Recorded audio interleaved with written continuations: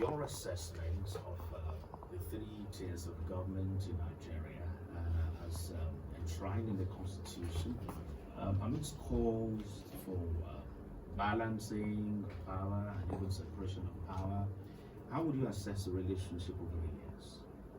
Thank you very much. Nigeria, as a government, we operate the system of federalism as opposed to unitary system, whereby there is decentralization of powers. Instead of powers being concentrated at the top, we have it decentralized, whereby we have the federal government and the state government and the local government. These are the three tiers of government. And it is expected of these three tiers of government to carry out their duties and functions independently. In as much as they are independent of each other, their powers is not absolute. Because as we all know, absolute power corrupts absolutely. So there is a system put in place to checkmate in case there is an imbalance of power. With the situation we have in River State, we cannot expect the president to sit back, relax, and watch things going haywire, because we are talking about independence of the tiers of government. In as much as we are saying the tiers of government are supreme, they are independent, if the situation as that occurs in River State happens, we expect somebody to weigh in their powers and say, look, these are the ways things should be done. And that is why the president invoked Section 305 to say, guys, something is not right here. Let there be a call to order. And if we feel as good citizens of Nigeria to say, this is not the way the president should do things, there should be federalism, there should be decentralization of power, there should be independence of the three tiers of government, then we have the judiciary. They have all the powers to interpret the constitution and say, okay, what the president has done is wrong. So if we feel offended by what the president did, I'm sorry to concentrate my discussion on that area, but we shouldn't relax and sit on one WhatsApp group and beer parlors and comment and make criticism of what the president has done. The court is an open place. We have every right to approach the court to say, is what the president, is what he did right or not? Then we allow the judiciary to interpret the constitution to say what he did is not right. He has gone outside the ambit of his power. He's only left with the option to make, to invoke, what's it called, state of emergency. He shouldn't have gone as far as appointing a sole administrator or even asking the governor and the legislative arm of government to go and sit at home. Then we have the court to approach and ask the court, is this right? So because the three tiers of government should have their powers, doesn't mean when things are happening, something shouldn't be done.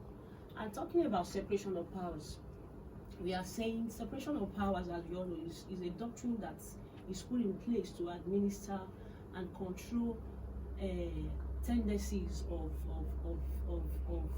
tyranny, dictatorship, imbalance of power. Is to ensure that powers are not concentrated in one body of persons. Is to ensure that everybody is independent of each other. When we are talking about for instance, we have the executive, we have the legislative, and we have the judiciary, provided for and established statutorily in the Constitution. Section 47 establishing the National Assembly, Section 130 establishing the executive, and Section 230 establishing the legislature.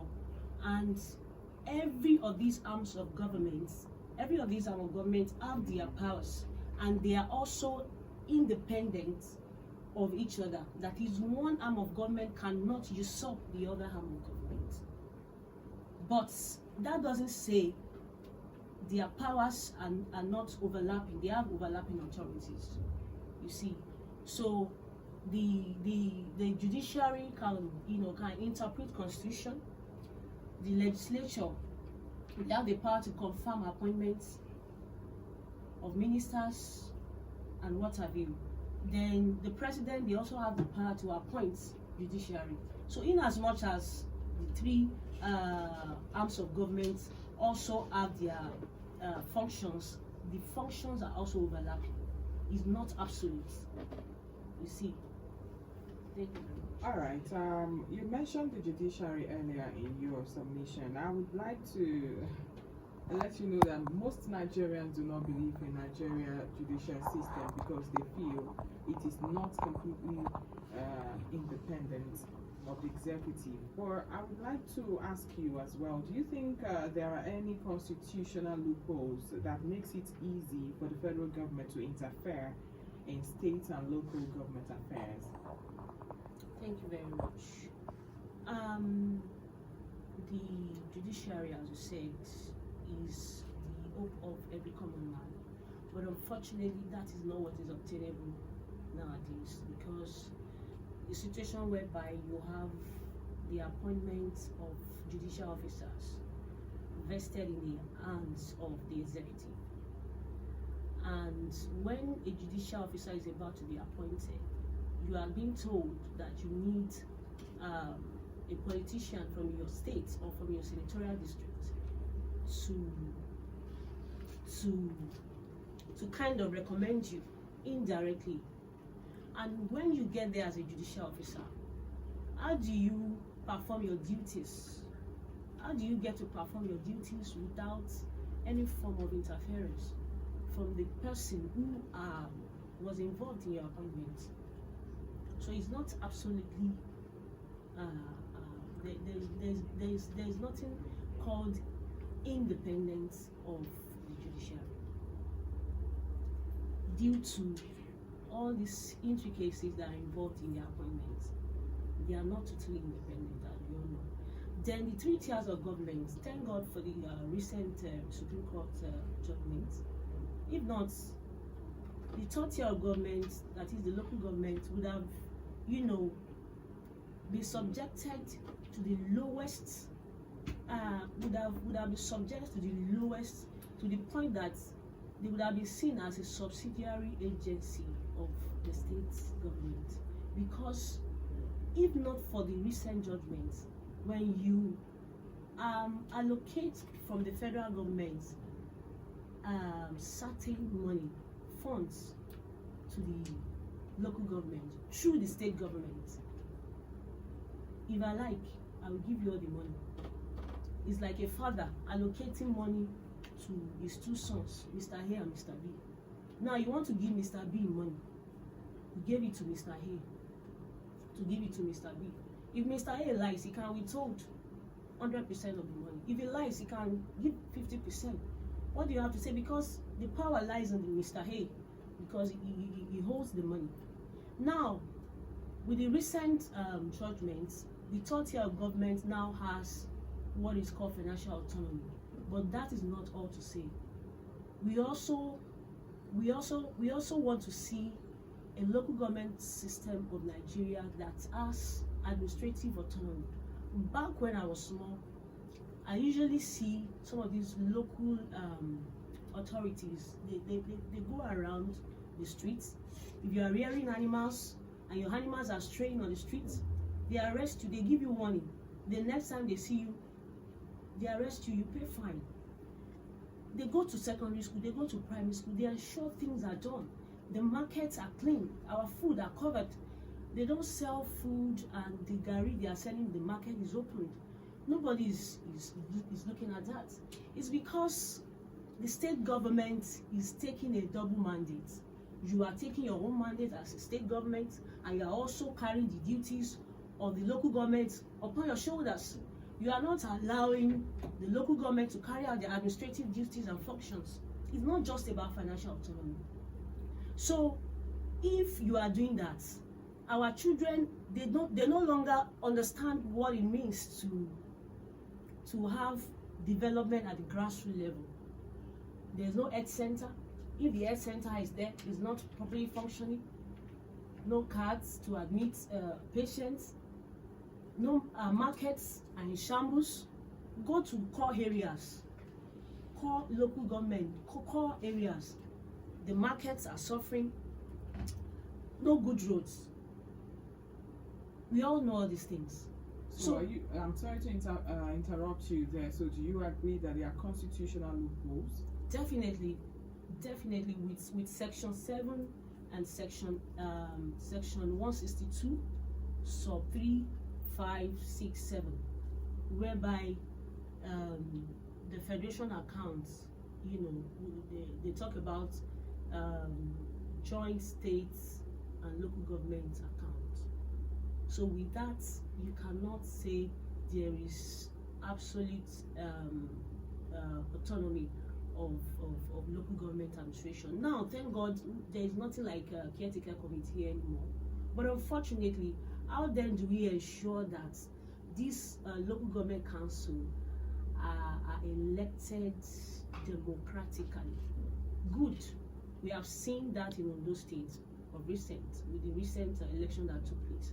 But then how are we so sure that the new appointees, I mean the new elected officers of the local government council are not kind of unpicked to say, this is my person, this is the person that must win the election. Will do my bidding when it gets to yes. office. So then with that, you cannot really say that the local government system in Nigeria is still free of the state government interference. Because when I get there, I want to do your biddings. When I get there, when you tell me to do this, to do that, I won't be able to carry out my functions properly. Then even with the aspect of the finance, thank God with the recent judgments, still they will still have a way to poke their nose into the finance of the local government system. I put you there, so you can't challenge. You can't challenge me. How many of you voted at the local government election? It's a question we need to ask all of us. And yet, ODEC declared the election to be 100%. APC. Where is PDP? 18 local governments in the states. What are we talking about here? So, but we can give them the benefit of doubt. They've just started. Let's see in the next 6 months what transpires, so that we can now come back to say local governments is autonomous. Thank you very much. We'll go for this quick commercial break. We'll be back to continue with this conversation. Please stay with us. It's good to know you're still with us here this morning. Now let's take a look at the key constitutional reforms needed to address the imbalance of power between the federal government and the state government. What are the constitutional reforms needed? Thank you very much. The constitution as it is has a lot of faults, has a lot of loopholes that although the drafters of this constitution, they have good intentions, but unfortunately the people are taking advantage of these loopholes, and these good intentions are being misrepresented.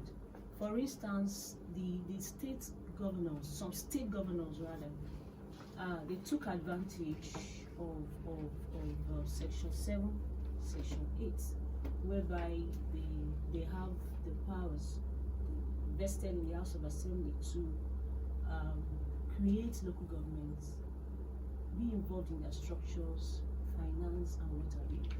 So these are one of the things that we are canvassing, that in case there will be any room for amendments, this should be looked into. Because if you are really saying the local government should be autonomous, then take away that Section 8. Look at some of the loopholes in Section 8. Look at some of the loopholes in Section 7. and see how it can be altered or rendered obsolete. Otherwise, even with democratically elected local government council and with the recent judgment, I'm sorry that it may likely happen that it will just be paper and it's impractical. Because Nigerians, we always find our ways around things. Now you're saying, oh, there is a judgment. But then, in practice, is there a judgment? So these are the things that we are clamoring for, as well as Section 162 as well. You know, it has to be looked into. The judgments kind of override what is obtainable at the moment, because it has been interpreted to say this is what it means. Section 162 should be looked into, and the appointment of judicial officers, because either you like it or not, if the judiciary is truly independent, Nigeria will be a good country. So is that a call from you that the constitution should be amended to redefine the power distribution among the three tiers of government? Exactly, absolutely. All right, I would like to ask as well, some persons have come out to say that, oh, the responsibility on the president is way too much. Recently, the senior advocate of Nigeria, AKURE, called on the federal government to devolve powers among the three tiers of government in order to promote efficiency and development. Do you see a need to trim down the powers that the president carries, or the federal government, as the case may be? Do you see a need for this? Absolutely, yes. I see a need for it. When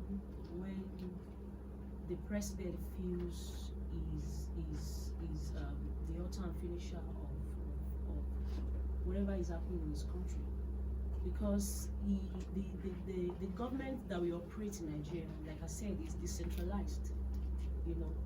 But at the moment, I've not seen anything wrong in what the president has done so far. That's from my own point of view. So, to the learned that could be his opinion. But for me, I don't see anything wrong in what the president did or received. Otherwise, what would he have done?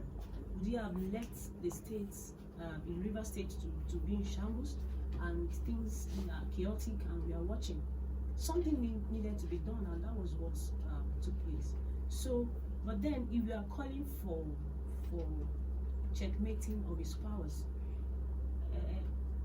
we cannot successfully do that without the amendment of the Constitution.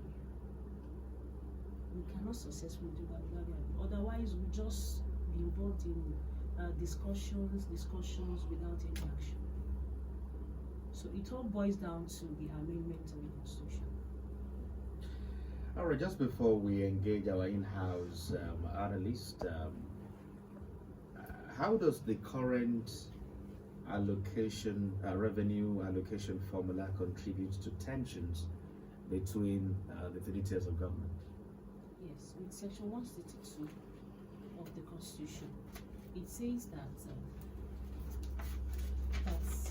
each state shall maintain a special account to be called State Joint Local Government Account, into which shall be paid all allocations to the local government councils of the state, from the federation account and from the government of the state. But with the recent judgments, now it can be paid directly to the local government. So, if not for the recent judgments, that would have been the case, whereby the state first collects it and disburse it to the local government. And in that case, you can't be sure of 100% disbursement. You understand? But with this direct disbursement, we are sure that at least local governments will have their finance being deposited into the account that they've been asked to open. But even at that, we can't still be sure of some state governors not still coming back to the people that we claim to have been democratically elected to say, how much is in your purse? I put you there. The care is not taken. Before you know it, they will start withdrawing some of the benefits that they promised them. Because either you like it or not, state governments and local governments in Nigeria as it is so intertwined that we no longer understand what are the roles of the local government and what are the roles of state government. What are their functions? So we can't absolutely be sure of this independence. So at the moment, the funds are being dispersed directly to local government. So as it is, I think the constitution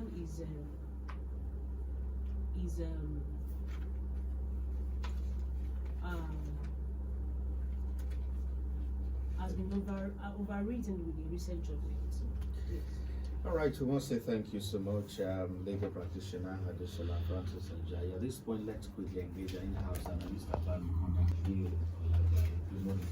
Good morning, good day, Tam, and our guest in the studio, and also our listener. Yesterday, when I was preparing this analysis, I was actually having to choose between two tags. One says, who needs reliance? And that actually came from the bill the House of Representatives passed yesterday, that where it was suggested that all elections should be held in one day. So henceforth, state governor's election, presidential elections, and everything will be one day.